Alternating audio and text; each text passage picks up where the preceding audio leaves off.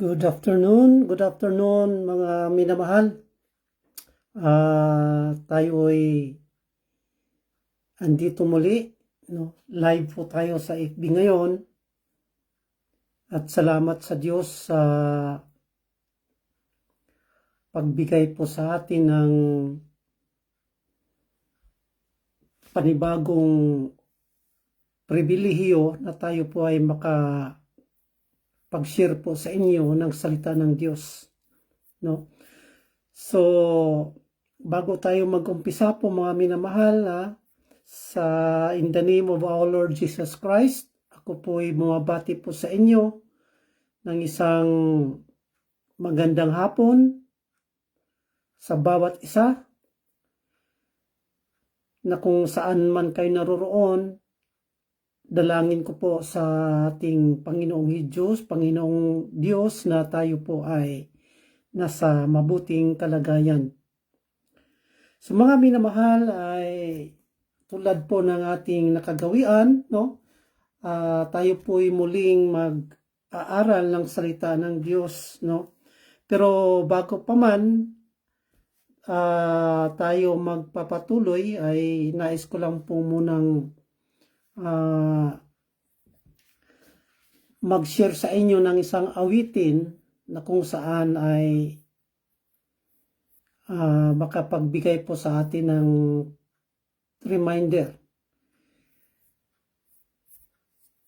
lalo na po sa mga taong nabibigatan na sa buhay, no? Sa mga taong sa ating mga kapatid, kaibigan na may hinaharap na kabigatan sa buhay ngayon, ay wala pong ibang tayong gagawin kundi ang lumapit lang po sa ating Panginoong Hesus.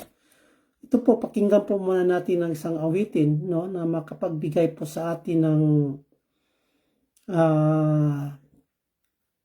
kaluwagan sa ating kalagayan sa sitwasyon ngayon, kung tayo po ay nasa mga pagsubok. Ito po ang awitin at ating pakinggan.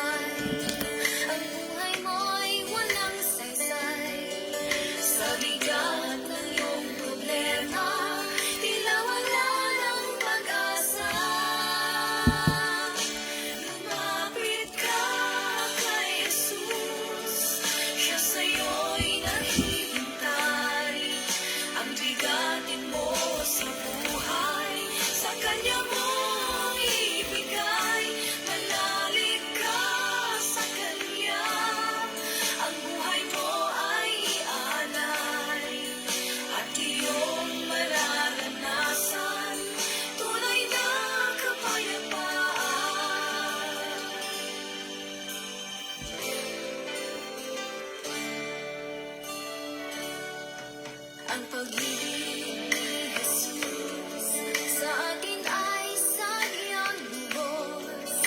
Kahit tayo'y makasalanan, buhay niya'y inilaan.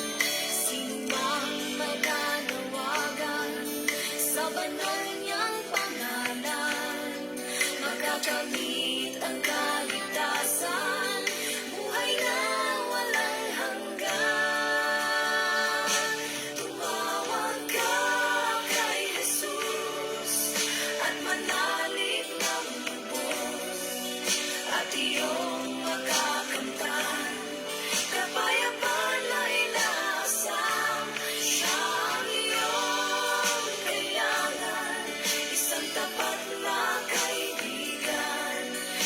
Kanya pababayaan.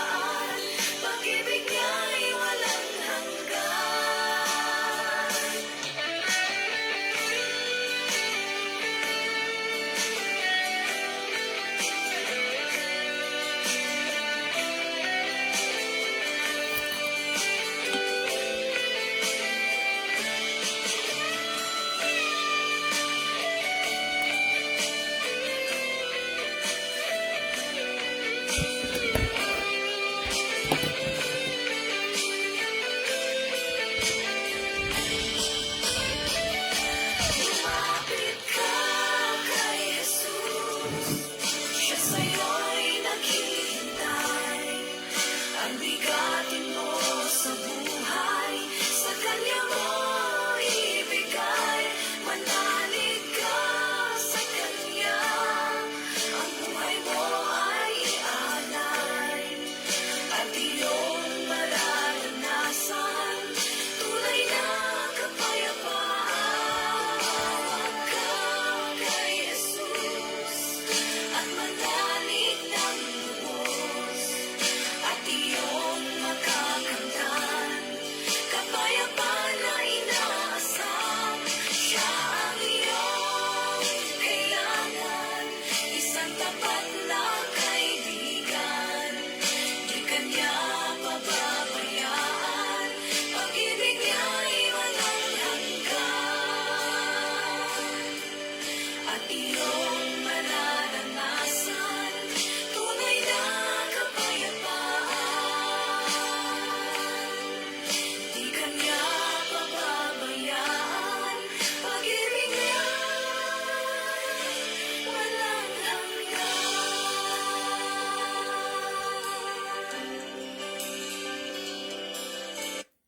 Amen. Praise the Lord.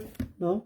Purihin po ang Panginoon sa kanyang mensahe, no, sa kaawitin. So, kung bakit po mga minamahal ay hanggang ngayon ay hindi pa tayo nakaka-recover sa ating mga problema sa buhay, ilang buwan na, ilang linggo na nakalipas, ngunit hanggang ngayon ay dala-dala pa rin natin. Yan po ay dahil hindi po tayo lumapit sa Panginoon. Ang sabi ng awitin na ating napakinggan na pag dumating ang panahon na tayo ay nasa pagsubok sa mga problema sa buhay, mga kapatid, walang ibang lalapitan natin kundi lumapit tayo sa Panginoon. Lumapit tayo sa Panginoon na may malaking pagtitiwala sa Kanya. At pag ya'y nangyari sa atin, pag ginagawa po natin yan, aasahan po natin na bibigyan po tayo ng Diyos ng kapayapaan sa buhay natin. Pero hanggat na hindi natin isinusuko ang ating mga daladalahin sa Panginoon at hindi tayo lumalapit sa Kanya, mga minamahal, patuloy natin yan na dinadala sa ating buhay. Kaya, I encourage na talagang na dapat po tayo ay lalapit sa Panginoon dahil wala pong iba talagang makapagbibigay ng solusyon o ng mga pangangailangan natin kundi ang Diyos. Ang Diyos po lamang. Kaya sa Kanya po tayo lalapit. Okay po, so yan po mga kapatid, kaibigan, na inais ko lang pong iano sa inyo yung awitin dahil napakaganda po ng mensahe. Ngunit hindi po yun ang ating pag-uusapan sa oras na ito mga minamahal, no? Hindi po yun ang pag-uusapan natin, hindi po ang problema ang ating pag-uusapan, kundi kung paano natin malalaman ang isang tunay na Kristiyano. Yan po ang ating pag-uusapan ngayon dahil marami pong mga tao na nagki-claim, no, na sila po ay Kristiyano dahil sila po ay anak ng pastor, dahil sila po ay nagsisimba, sila po ay nakikinig sa salita ng Diyos. Kaya sinasabi nila sa kanilang sarili na sila po ay Kristiyano. Ngunit ano po ba talaga ang palatandaan sa tunay na Kristiyano? Mga minamahal, ating pong pag-aralan ito dahil para naman po malaman natin sa ating sarili, no? Para naman ating ma-evaluate ang ating sarili kung tunay ba talagang tayo ay isang Kristiyano. So sa ating pag-aaral po ngayon mga minamahal ko ay ating pong malalaman na kung tayo po ba talaga ay isang tunay na Kristiyano. Tulad po ng sinabi ko po na madali pong sabihin, no, na ang salitang Kristiyano o yung sinasabi natin na tayo po ay Kristiyano, ako po ay Kristiyano. Madali pong sabihin yan, pero paano po ba natin malalaman? Totoo po ba na tayo po ay tunay na Kristiyano? So sa pamamagitan ng ating pag-aaral sa oras na ito, mga kapatid, kaibigan, ay ating malalaman at sa ating sarili mismo kung tayo po ba talaga ay tunay na isang Kristiyano. So yun po mga unang-una po, mga kapatid, kaibigan, kung paano natin malalaman, no, ang isang tunay o ano po ang palatandaan ng isang tunay na Kristiyano. Unang-una po, mga kapatid, kaibigan, ay kinikilala niya po si Jesus na tagapagligtas at wala ng iba pa. Iyan po ang unang palatandaan na ikaw po talaga ay isang tunay na Kristiyano kung kinikilala mo si Jesus na tagapagligtas at wala ng iba pa. Dahil kung ikaw ay nagtitiwala pa sa ibang mga pamamaraan ng kaligtasan na itinuturo ngayon ng mga tagapangaral ng salita ng Diyos, ay hindi po kayo maituturing na tunay na Kristiyano. Dahil ang tunay na Kristiyano po ay sila po ay naniniwala na si Jesus lamang po o ang ating Panginoong Jesucristo lamang po ang tanging tagapagligtas. Yan po ay nakasulat naman po sa Juan 14:6 na walang ibang daan papunta sa langit kundi ang ating Panginoong Jesucristo. At yan po ay nakasulat din po sa Gawa 4:12 na sinasabi po doon ay walang ibang pangalan na ibinigay sa atin sa mga tao na tayo ay maligtas kundi ang pangalan lamang po ng ating Panginoong Jesucristo.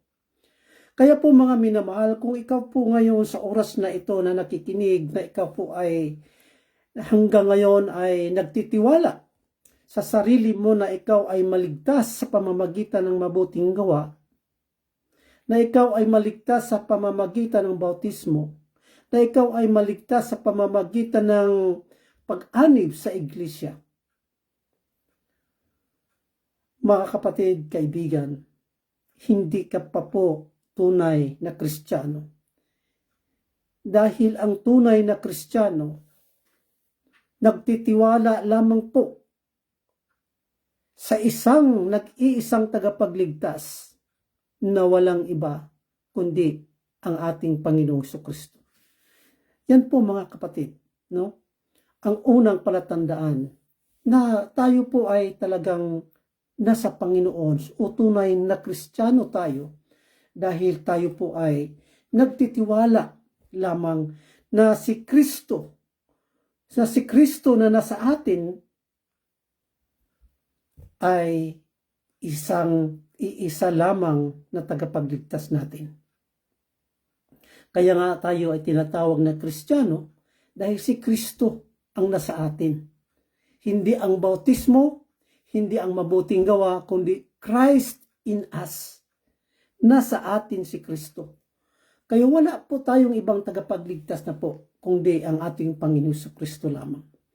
Yan po yung una po na palatandaan na pag ikaw ay naniniwala na si Jesus Christ lamang po ang iyong tagapagligtas at wala ng iba pa, isa po yan ang palatandaan na ikaw ay tunay na Kristiyano.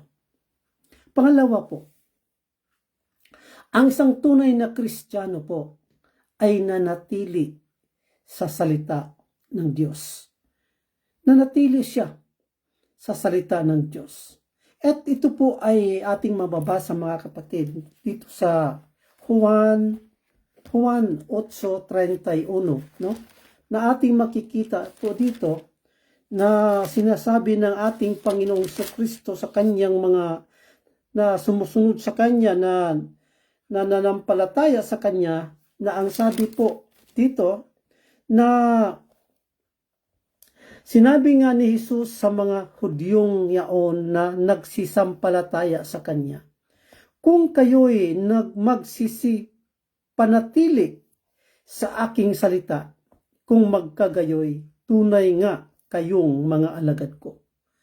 So, ang isang palatandaan po, mga minamahal ko, ang isang palatandaan sa isang tunay na Kristiyano ay ang pananatili sa salita ng Diyos. Ang pagpananatili sa salita ng Diyos, mga minamahal ko, na sinasabi ng ating Panginoong Kristo dito sa talatang ito, ay hindi po para maging Kristiyano ka, kundi dahil ikaw ay Kristiyano na, kailangan mong manatili sa salita ng Diyos kung ikaw nga ay tunay na alagad ng Panginoon. Kaya yan po, mga minamahal ko, na pag ang isang tao na nagsasabi na siya ay Kristiyano siya, ngunit humihiwalay naman siya sa salita ng Diyos, ayaw niya na pong maniwala sa salita ng Diyos, ayaw niya nang isabuhay ang salita ng Diyos, mga minamahal ko, questionable po ang kaniyang pagsasabi na siya po ay isang tunay na Kristiyano. So, pangatlo po, ang salita ng Diyos ang kanyang gabay sa kanyang buhay. Mga minamahal ko, mga kapatid, pag nagsabi po tayo na tayo ay isang Kristiyano, kailangan po palagi na ang salita ng Diyos ang ating gabay sa araw-araw natin na pamumuhay. Ano po ang ibig ko sabihin? Na pag sinasabi po nating gabay sa buhay natin, mga kapatid, kaibigan, kundi sa tuwing tayo ay gigising sa umaga, mga kapatid, kaibigan ko, ay wala po tayong ibang inaisip kaagad kundi ang Diyos, ang salita ng Diyos. At lalo na po kung tayo po ay nasa kagipitan, nasa mga sitwasyon na alanganin, mga kapatid, kaibigan, wala na po ibang nating malapitan kundi ang mga pangako ng Diyos sa kanyang salita. Kaya ang salita ng Diyos, ito po ang nagbibigay sa atin ng tamang direksyon sa buhay natin. Kung paano tayo magtitiwala sa Diyos, kung paano tayo mamumuhay na may kabanalan sa Diyos, kung paano tayo kung paano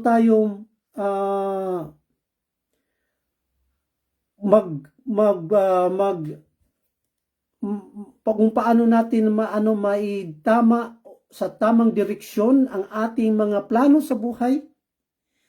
Dito po tayo magtatanong sa salita ng Diyos.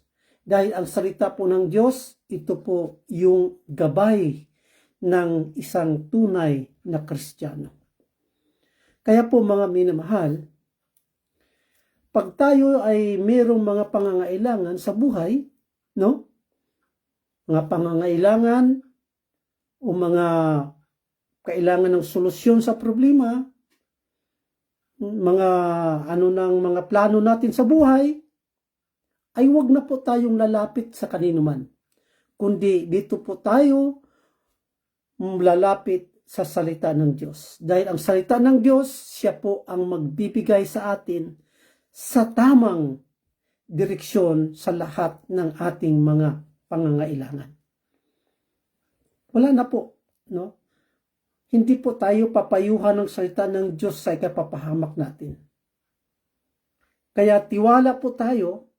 Pag tayo'y lumapit sa Diyos, tiwala po tayo, mga kapatid, na tayo po ay magkakaroon ng tamang direksyon sa buhay natin dahil ang salita ng Diyos kailanman ay hindi nagpapahamak sa ating buhay. Yan po ang katotohanan. Kaya dapat ang salita ng Diyos ay gabay ng isang Kristiyano.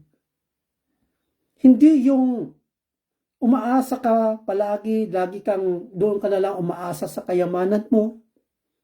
Kaya ko to.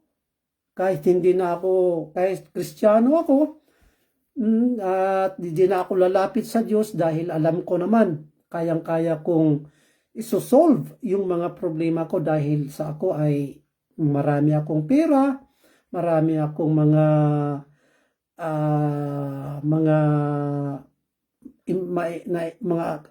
tawag nito, mga kakilala ng mga mabigating tao, kaya marami akong malalapitan.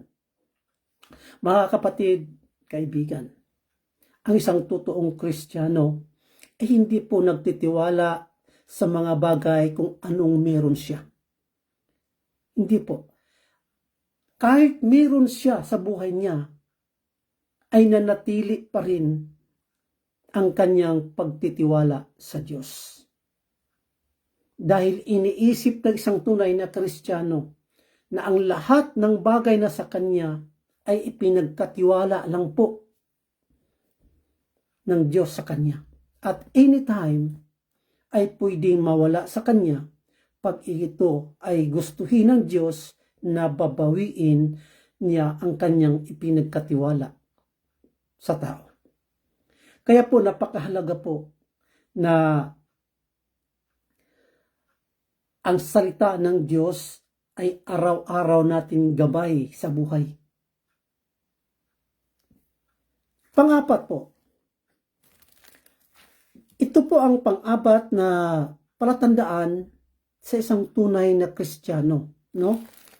Yung tinatawag natin na may pag-ibig sa kapwa. Makadiyos na pag-ibig sa kapwa. Yan po mga minamahal ko, no? Na pag sinasabi po natin na tayo ay tunay na Kristiyano, tayo po ay mayroong pag-ibig sa ating kapwa. Pag-ibig na hindi walang dalang anumang mga malisyosong pag-ibig, kundi ito ang pag-ibig na magmumula sa Diyos. Pag sinasabi ng isang tao na siya ay tunay na Kristiyano, ngunit hindi man lang niya mararamdaman ang pag-ibig sa kanyang kapwa, bagkus madali pa siyang magalit sa kanyang kapwa, bagkus ginagawan pa niya ng mga paraan pa kung paano magalit ang kapwa sa kanya. Mga minamahal ko, hindi po yan ang asal ng isang tunay na Kristiyano. Dahil ang tunay na Kristiyano po ay talagang mapagmahal. Kahit saan man siya naroon, ay yandoon yung kanyang pagmamahal sa kapwa. Paggalang sa kapwa, mga kapatid. Kaya kung ikaw na nagsasabi na ikaw ay tunay na Kristiyano pero nanatili pa rin yung puot mo sa kapwa mo, yung galit mo sa kapwa mo, mga kapatid, kaibigan, hindi po yan ang makikita dapat sa buhay ng isang totoong Kristiyano. Kundi ang nakikita dapat ay ang tunay na pag-ibig sa kapwa. So yun po mga minamahal ko, yung pang-apat po natin na palatandaan, no? Sa isang tunay na Kristiyano dahil siya po ay mayroong pag-ibig sa kanyang kapwa. Ang pang-lima po, mga kapatid,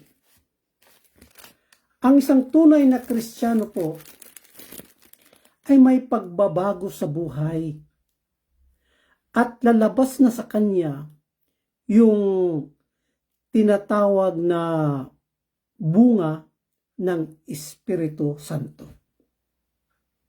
Lalabas na sa kanya, ano po yung bunga ng Espiritu Santo? Mga kapatid, kaibigan, ang isang tao o ang isang tunay na Kristiyano, siya po ay pagkatapos niyang sumampalataya sa Panginoon, matanggap ang Panginoong Kristo sa kanyang buhay, siya po ay pinanahanan na ng banal na Espiritu. At dahil siya ay pinanahanan na ng banal na Espiritu, yung bunga ng Espiritu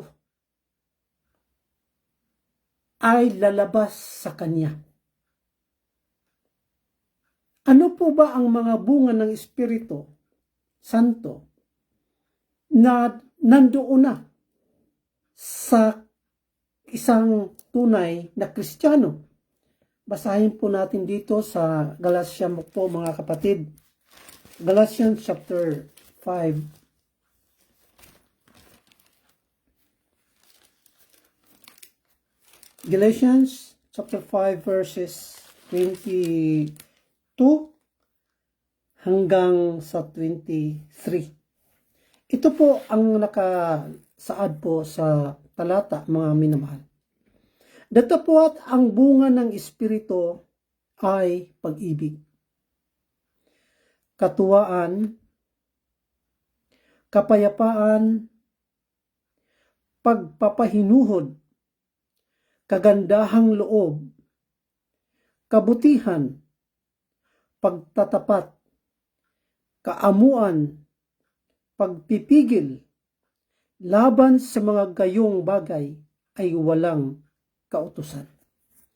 So ito po yung bunga ng Espiritu Santo na dapat nasa isang mananampalataya na o nasa isang tunay na Kristiyano na dapat meron na siyang pag-ibig. Meron na siyang tinatawag na joy, mga kapatid. Masayahin ka na dapat.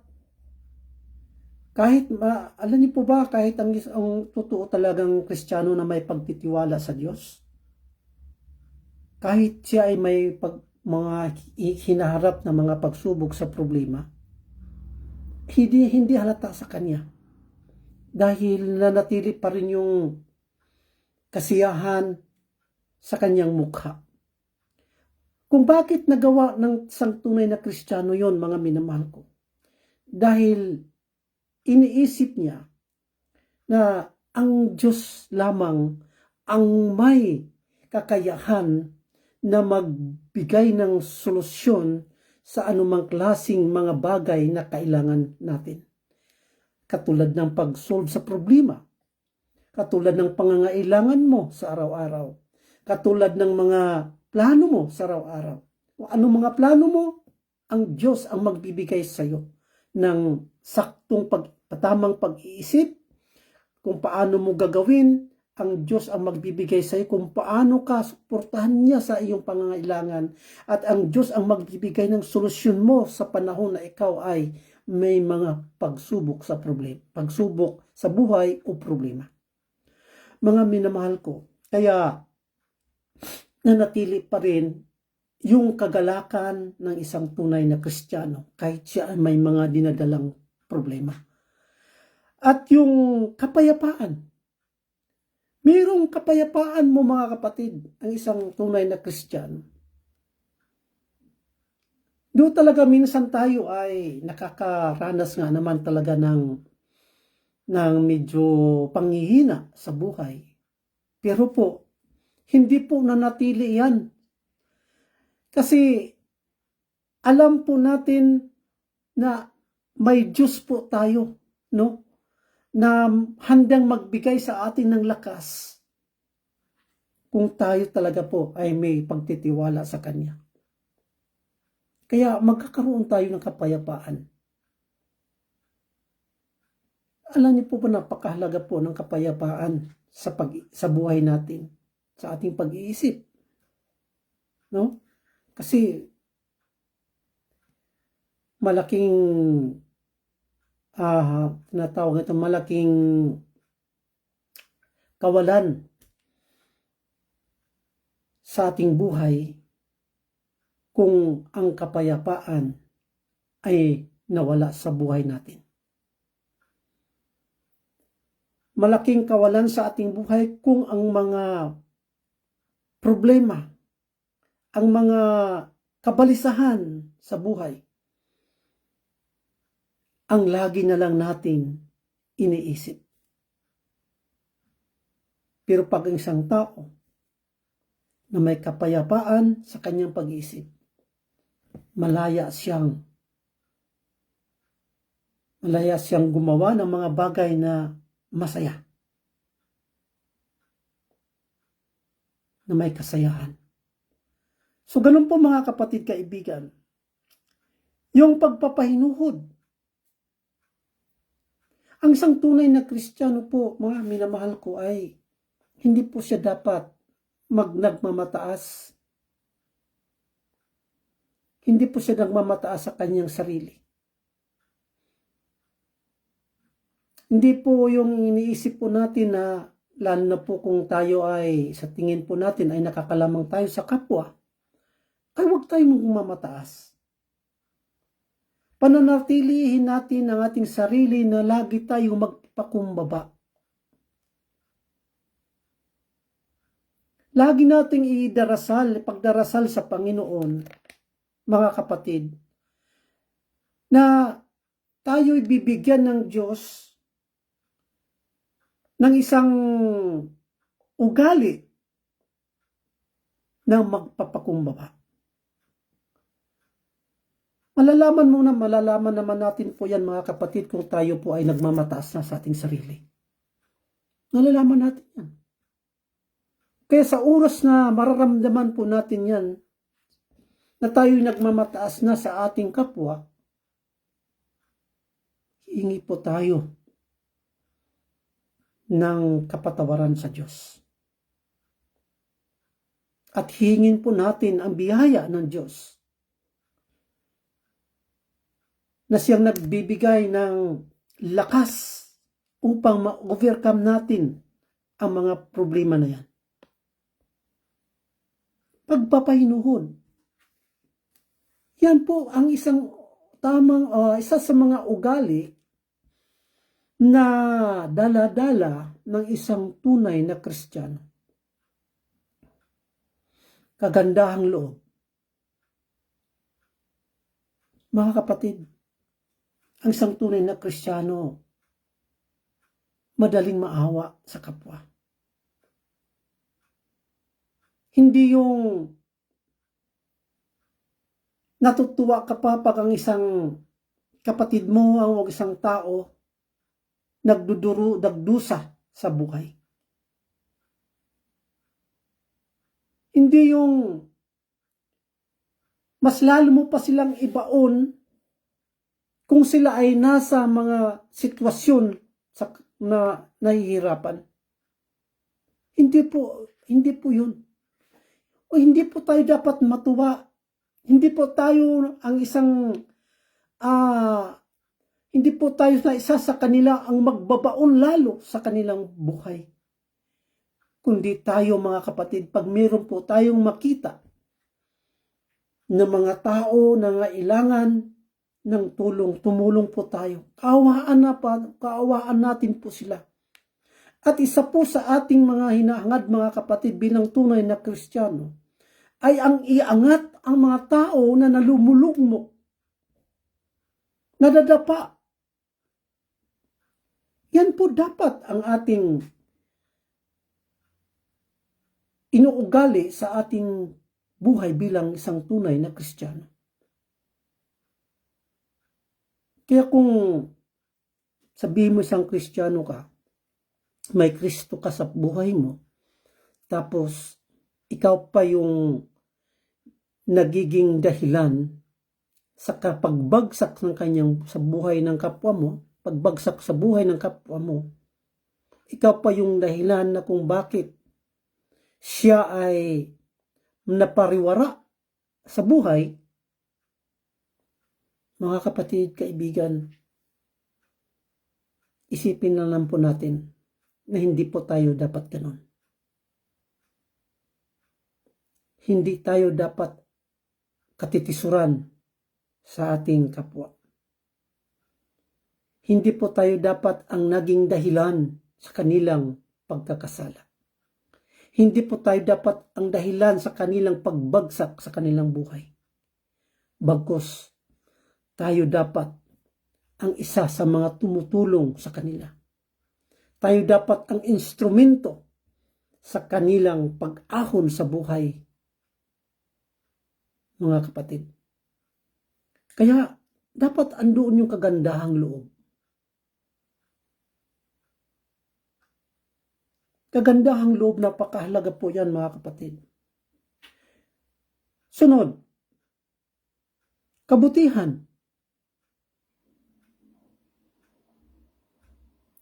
Kung ang isang tunay na Kristiyano, magsasabi siya ay tunay na Kristiyano, ngunit hindi mo siya makikitaan ng mga mabuting gawa, mga kapatid, kaibigan, napaka-questionable po yan sa buhay ng isang Kristiyano.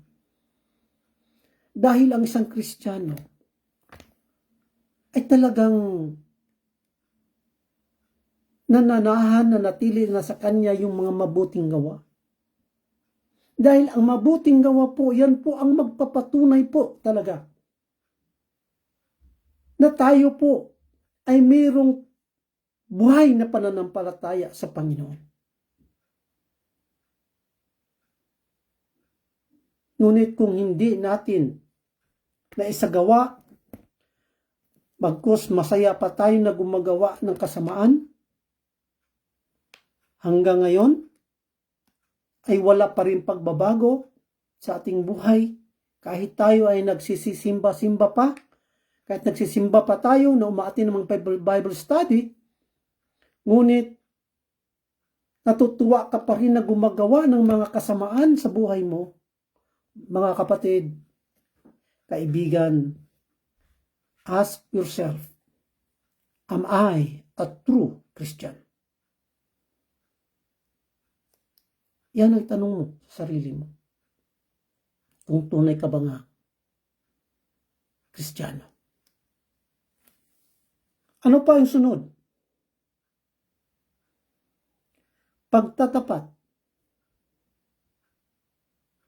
Maging tapat dapat ang isang Kristiyano. Kahit sa anumang bagay, maliit man o at malaki, mga kapatid, maging tapat po tayo. Maging tapat tayo sa ating relasyon, sa ating mga pamilya, sa ating mga anak, sa ating asawa, o kahit kanino man, ay maging tapat po tayo. Dahil yan po ay isa sa mga bunga ng Espiritu Santo na nasa atin. Pagtatapat, kaamuan, pagpipigil sa sarili. Kaya po, mga kapatid, kaibigan, hanggang ngayon ay talagang pag mayroong mga bagay na mga makasanglibutan, tapos hindi mo man lang maisip, no? Wala ka man lang konsensya na pumupunta ka doon sa mga makasanglibutang gawain at hindi mo lang nararamdaman yung tinatawag na pagpipigil sa sarili. Ano mo yung sarili mo kung tunay ka ba nga Kristiyano?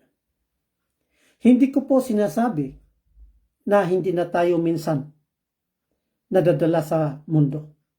Ang ibig ko lang sabihin po, na kung ikaw ay nadadala sa mundo, sa mga bagay sa mundong ito, na hindi makapaglulugod sa Diyos, at wala ka man lamang konsensya, na hindi mo man lang nararamdaman na ako'y anak ng Diyos, ako ay tunay na Kristiyano, tapos hindi mo man lang nararamdaman ito habang ikaw ay gumagawa ng mga bagay na sa sanglibutan.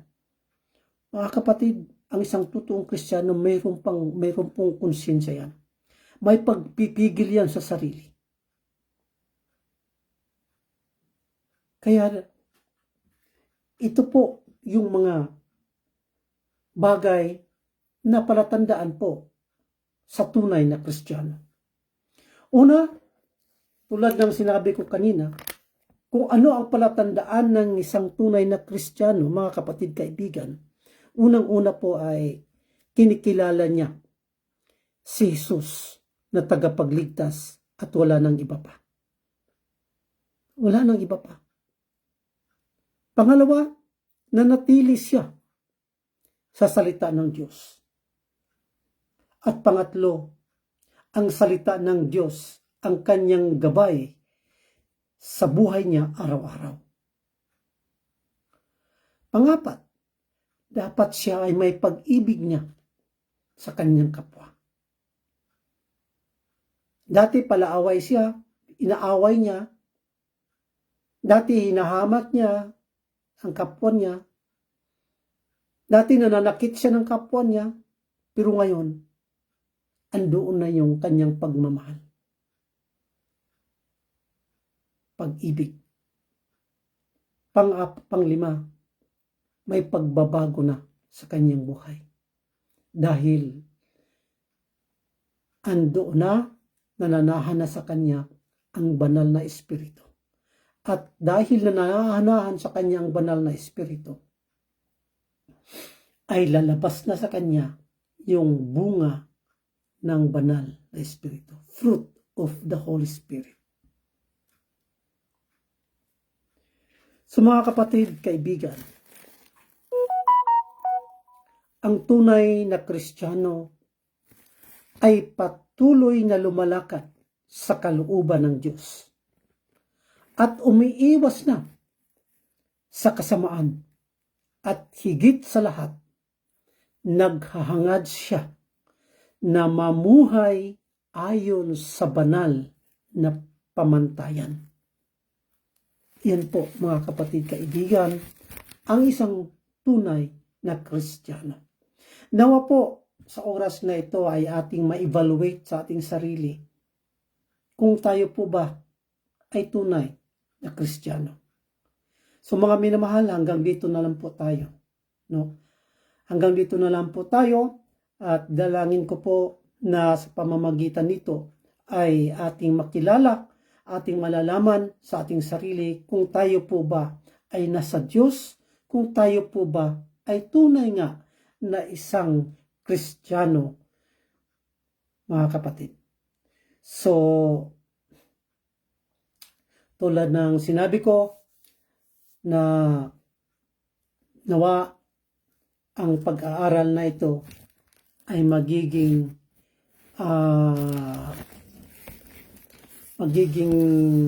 instrumento sa ating buhay ngayon na kung tayo po ba upang ating malalaman kung tayo po ba talaga ay tunay na Kristiyano. So maraming salamat po at pagpalain po tayo lahat ng ating Panginoong Hesukristo.